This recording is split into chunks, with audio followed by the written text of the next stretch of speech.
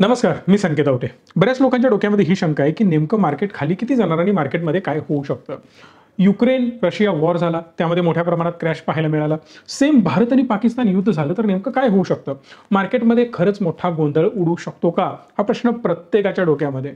पण शांतपणे एक डेटा मी तुमच्यासमोर घेऊन आलोय, एक रिसर्च मी तुमच्यासमोर घेऊन आलोय, जेणेकरून तुम्हाला कळेल की मार्केट कोणत्या परिस्थितीमध्ये कसं रिॲक्ट झालं होतं. सध्या इंडियन आर्मी काय करते, पाकिस्तानची आर्मी काय करते, त्यांचं सरकार काय बोलतं आणि आपलं सरकार काय बोलत आहे आणि यावरून काय रिझल्ट येऊ शकतो, या सगळ्या गोष्टींची सविस्तर चर्चा आपल्याला करायची आहे.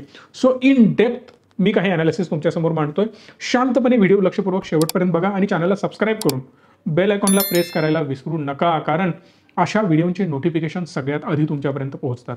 सो मेजरली आपण फोकस करूयात इंडियावर. पहिल्यांदा भारतामध्ये या 4 इन्सिडेंटना आपण बघू शकतो. पहिला, कारगिल वॉर झालेली होती 1999 साली आणि या वेळेला मार्केट 0.5% पडलेलं होतं असं आपण मानू शकतो.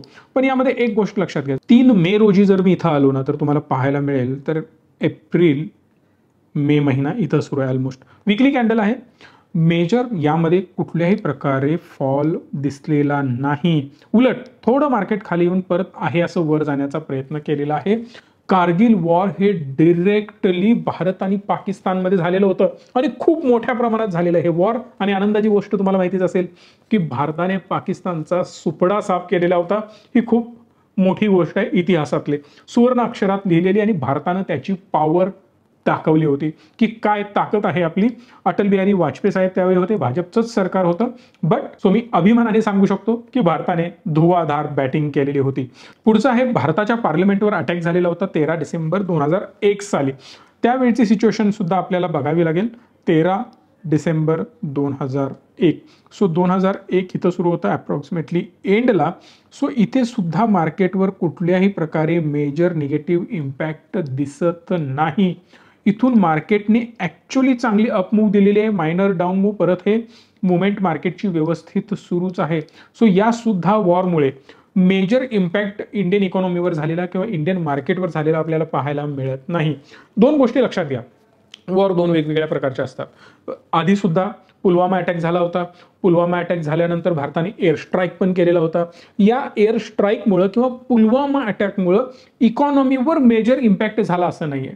नो डाऊट जे आपले जवान गेले त्यांच्यामुळे सगळ्यांना दुःख झालं, तो सगळ्यात मोठा आपला इमोशनल लॉस आहे आणि त्या माणसांचा आपण त्यांच्या फॅमिलीसाठी खूप मोठा लॉस आहे, हे 100% सगळेजण ॲग्री कराल. बट त्याच्यामुळे बिझनेसेस ठप्प झाले का, तर 100% नाही. जेव्हा मोठे वॉर होतात 2 देशांमध्ये, जसं रशिया युक्रेन वगैरे झालं, तर यामुळे बिझनेसेसवर खूप मोठा इम्पॅक्ट होतो आणि बिझनेसेस ठप्प होतात. थोडंसं तुम्हाला वाटेल की रूढ गोष्टी आहेत त्या, पण आहे. म्हणजे यामुळे प्रॉपर बिझनेसवर मेजर इम्पॅक्ट होत नाही. लक्षात घ्या, ज्या छोट्या वॉर होतात त्याच्यामुळे किंवा छोटे अटॅक्स होतात त्याच्यामुळे. आणि आत्ता सध्या जर तुम्ही बघितलात तर जे काही काश्मीरमध्ये झालंय त्यामुळे बिझनेसेसवर कुठल्याही प्रकारे इम्पॅक्ट झालेला नाही, पहिली गोष्ट. पण जर याचं रूपांतरण युद्धामध्ये झालं तर मात्र गडबड होऊ शकते. कारण पाकिस्तान म्हणतो आमच्याकडे न्यूक्लिअर पॉवर आहे, पण ती आता गंजली असेल असं माझं स्पष्ट मत आहे. आणि भारताला न्यूक्लिअर पॉवरची धमकी दाखवणं म्हणजे कहर आहे हा. महत्त्वाची गोष्ट काय, तर भारतामध्ये सुद्धा खूप मोठमोठ्या बैठका होत आहेत. मोदी साहेबांच्या अनेक बैठका सुरू आहेत आणि यामधून पॉझिटिव्हली सिग्नल मिळत आहेत की आपण एक मोठी ॲक्शन पाकिस्तानवर घेऊ शकतो. इन दिस सिनेरिओ आपले बरेच ॲनालिस्ट लोक, मार्केटचे ॲनालिस्ट नाही, हे ॲनालिस्ट लोक आर्मीचे ॲनालिस्ट किंवा आर्मीमधले रिटायर्ड जनरल असतील किंवा मोठ्या लेवलवर काम करणारी लोक आर्मीमध्ये असतील जे रिटायर्ड झालेत, आणि एक्झिस्टिंग सुद्धा काही लोक आहेत, त्यांची स्टेटमेंट येत आहेत आणि त्या स्टेटमेंटवरून प्रत्येकाचं एकच उत्तर येत आहे की 1 आठवड्यापेक्षा जास्त पाकिस्तान सर्व्हाइव्ह करू शकणार नाही भारतासमोर. कारण ऑलरेडी मध्ये त्यांचे व्हिडिओ फिरत होते, त्यांचे जनरल वगैरे म्हणत होते की आता त्यांच्या टँकमध्ये तेल घालण्यासाठी सुद्धा पैसे नाहीत. मग कोणतं तेल घालतात मला माहिती नाही, पण पैसे अजिबात त्यांच्याकडे नव्हते. आता जर पैसे नसतील तर एक गोष्ट लक्षात घ्या, पैसा पुरवणारा एक मित्र सुद्धा त्यांच्याकडे. हा मित्र कोण, तर चायना. चायनाच्या बाबतीत हे सांगितलं जातंय की तो कुठल्याही प्रकारे भारताला विरोध करणार नाही. तो कुठल्याही प्रकारे समोर येऊन भारताच्या विरोधात उभा राहणार नाही. किंवा भारत पाकिस्तान चालू आहे, मी मागून जातो, त्या बाजूने जातो, त्यांच्यावर हमला करतो. जे आपलं महाराजांच्या काळामध्ये कूटनीती व्हायची, इकडे एक छोटीशी फौज जायची, त्यांच्यावर हमला करायला यायला की दुसऱ्याच बाजूने आपली वेगळी फौज हमला करायची, असे काही प्रकार होणार नाहीत. कारण ओपनली चायना भारताबरोबर पंगा घेणार नाही. मग शब्द वापरला ओपनली. पण मागून काही स्कीम करण्याचा प्रयत्न तो 100% करणार. मग यामध्ये तो काय करेल? युद्धासाठी शस्त्रास्त्र पुरवणं, पाकिस्तानला मदत करणं, त्यांना पैशाची रसद पुरवणं, त्याचबरोबर वेगवेगळी हत्यारं, त्यांना खाद्य जे काही लागेल ते मागून. आणि इंटेलिजन्स महत्त्वाची गोष्ट, इंडियन आर्मी काय करते, कशी ॲक्शन घेते, सॅटेलाईट थ्रू त्यांना ट्रॅक करणं, भारतामध्ये काय काय गोष्टी सुरू आहेत, काही गोष्टी हॅक करून इंटरनेटच्या माध्यमातून काही गोष्टी मिळतात का ते बघणं, हे सगळं करून तो रसद पुरवू शकतो मागे बसून, पण डिरेक्टली इन्व्हॉल्व यामध्ये होणार नाही.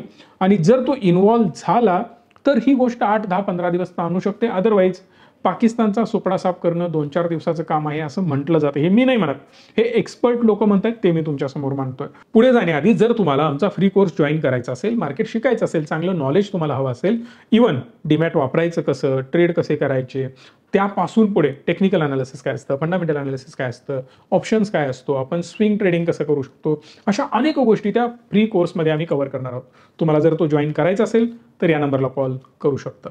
सो परिणामी अजून एखादी जर एक्झाम्पल आपण बघायचंच ठरवलं तर 2016चा उरी अटॅक जो 18 सप्टेंबर रोजी झाला होता, 18 सप्टेंबर 2016 रोजी. मी तुम्हाला परत डायरेक्ट 2016 साली घेऊन जातोय आणि आपण बघूयात एक्झॅक्ट सप्टेंबर महिन्यामध्ये काय झालेलं होतं. हा आहे तो सप्टेंबर महिना.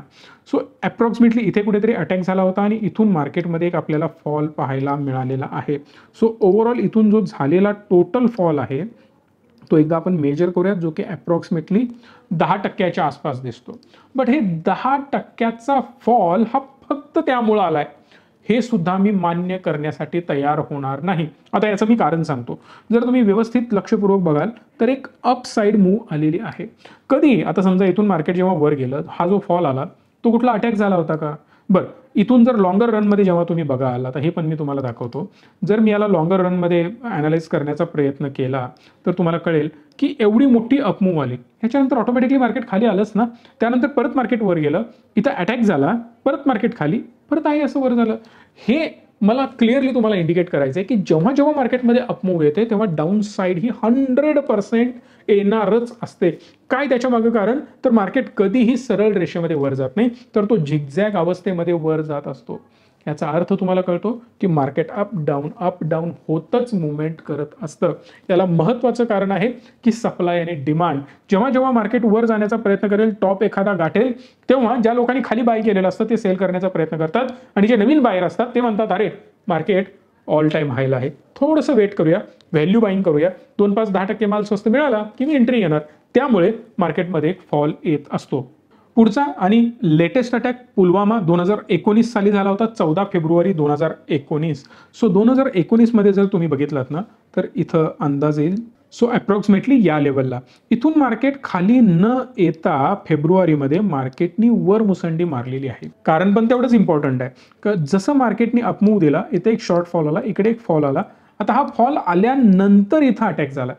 जर हा अटॅक इथं कुठेतरी झाला असताना तर तुम्हाला फॉल दिसला असता आणि त्याला एक कारण जोडलं गेलं असतं की या पर्टिक्युलर रिझनमुळे ते झालेलं आहे. पण एक महत्त्वाची गोष्ट ही, हा फॉल मोठा कशामुळे आला? तर इथं फंडामेंटली गडबड होती. फंडामेंटल गडबड म्हणजे काय? तर हा होता 2020चा कोविड. कोविडमध्ये ना सगळ्या कंपन्या बंद होत्या. ऑलमोस्ट 80 to 90% कंपन्या शटडाऊन होत्या. 10 ते 20% कोण होते? हे फार्मा कंपनीवाले, इमर्जन्सी ज्या सर्व्हिसेस होत्या त्या सर्व्हिसेस सुरू होत्या. सो परिणामी कंपनीचा इन्कम झिरो झाला होता. झिरो मॅक्सिमम कंपन्यांचा. आणि बोटावर मोजण्या इतक्या निग्लिजिबल काही कंपन्या होत्या ज्या वर्क फ्रॉम होम करत होत्या, काही छोट्या मोठ्या लेवलला काम चालू ठेवत होत्या, त्यांचा रेव्हेन्यू थोडाफार सुरू होता. सो परिणामी जर कंपनीचा इन्कम झिरो होतोय तर डेफिनेटली फॉल येणं लाजमी आहे आणि त्यामुळेच आपल्याला इथं फॉल पाहायला मिळाला. सो माझा क्लिअर सांगण्याचा मुद्दा लक्षात घ्या, जेव्हा जेव्हा मार्केटमध्ये फास्ट मूव्ह येते त्यानंतर एक करेक्शन येतं म्हणजे येतं आणि त्यानंतर परत मार्केटमध्ये रिकव्हरी दिसायला सुरू होते. प्रत्येक फॉलला काहीतरी रिझन बरोबर जोडलं जातं आणि ते रिझन म्हणून मार्केट फॉल झालं हे सिम्पली सांगितलं जातं. आता सध्याची सिच्युएशन जर तुम्ही बघाल तर मार्केटनी अपमूव्ह दिलेला आहे, त्यानंतर रिट्रेसमेंट झालेली आहे, परत एक चांगली अपमूव्ह झाली आहे. आता मे बी इथे काय होतं हे बघणं गरजेचं आहे. सो सडन फॉल फक्त या वॉरमुळे येईल इंडियामध्ये असं मला पर्सनली वाटत नाही. कारण वॉर सदृश्य परिस्थिती बनलेली असताना सुद्धा रुपया वन ऑफ द स्ट्रॉंगेस्ट लेवलला गेलाय. म्हणजे 84.56च्या रेंजमध्ये रुपया आता सध्या आहे, वन ऑफ द बेस्ट लेवलला. मार्केटमध्ये सिच्युएशन टाईट असताना रुपया स्ट्रॉंग होणं खूप मोठी गोष्ट आहे. आणि महत्वाची गोष्ट, crude one of the lowest लेवलला $63 आसपास आता सध्या क्रूड ट्रेड करतोय. 3 वर्षाच्या लोवर क्रूड ऑइल गेलेला आहे. या सगळ्यावरून तुम्हाला समजत असेल की परिस्थिती एकदम स्ट्रॉंग आहे. बऱ्याच कंपन्यांचे रिझल्ट खूप चांगले लागत आहेत, काही कंपन्यांचे रिझल्ट खराब पण लागत आहेत. वर्स्ट सिच्युएशन इंडियामध्ये बिलकुल नाही आहे. ग्लोबल मार्केट ठीकठाक आहेत, कुठेही इश्यू नाही आहे. सो या सगळ्यांना आपण जर नजरेमध्ये ठेवलं तर मार्केट चांगलंच परफॉर्म करत आहे. बाकी तुमचं मत काय आहे मला कमेंट बॉक्समध्ये सांगा. आणि STP सगळ्यात महत्त्वाची म्हणजे काय, जर मला 10 लाख रुपये इन्व्हेस्ट करायचे आहेत ना, रोज माझी छोटी छोटी अमाऊंट त्यामध्ये इन्व्हेस्ट होईल, बाकी सगळी अमाऊंट डेटमध्ये मी पार्क करेन. या सिंपल लॉजिकवर काम करा. तुम्हाला आमची मदत हवी आहे का, तर या नंबरला कॉल करा आणि या व्हिडिओला लाईक करून शेअर सुद्धा करा. धन्यवाद. Stay tune and stay positive.